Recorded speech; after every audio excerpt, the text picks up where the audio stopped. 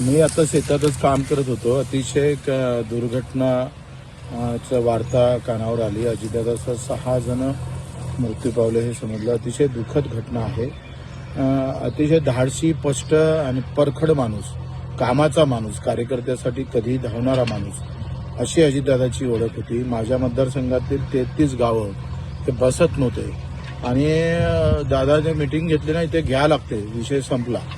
आणि अचलपूर परतवाड शहराची योजना निधी अभावी अटकली होती, ते सुद्धा दादाने सुरू केली होती. पण दादाच्या या दुःखद निधनाला मोठा झटका बसलेला आहे, अत्यंत दुःख झालेलं आहे. मी प्रहार आणि बच्चू कडू म्हणून त्यांना श्रद्धांजली अर्पण.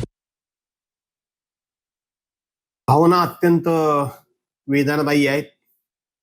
नियती एवढी कठोर आणि क्रूर असू शकते का, ही असा माझा प्रश्न खरं तर ज्या वेळेला ही बातमी टीव्हीवर मी बघितली, ऐकली, त्यावेळेला मनामध्ये पहिला प्रश्न आला. एक अत्यंत कर्तव्य कठोर, शब्दाचा पक्का, दिवस रात्र या महाराष्ट्राच्या विकासाकरता, भविष्याकरता, भवितव्याकरता धडपडणारा नेता आणि दिवसातले 24 तास सुद्धा कमी पडतील इतकं काम करणारा नेता, हा दुर्दैवानं आपल्या सर्वांच्या मधून आज निघून गेलेला आहे, हरपलेला आहे.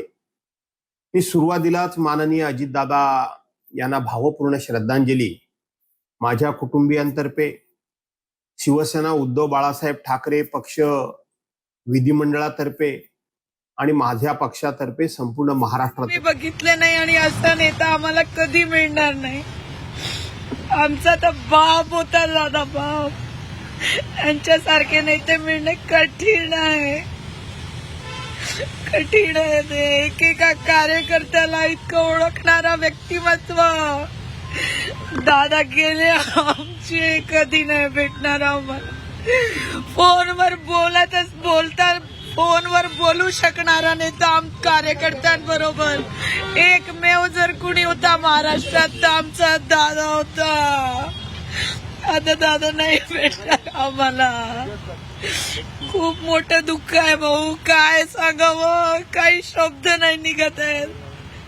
खूप मोठं दुःख आहे, खूप मोठं नुकसान आहे अख्ख्या महाराष्ट्राचं, देशाचं.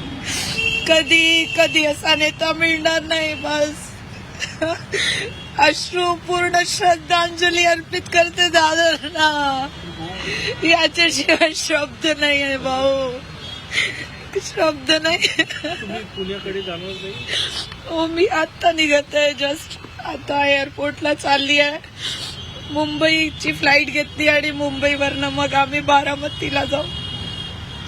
भाई हिंदी में बताइए कैसा लग रहा है, बात हुई थी और आगे का क्या यात्रा का प्रोग्राम?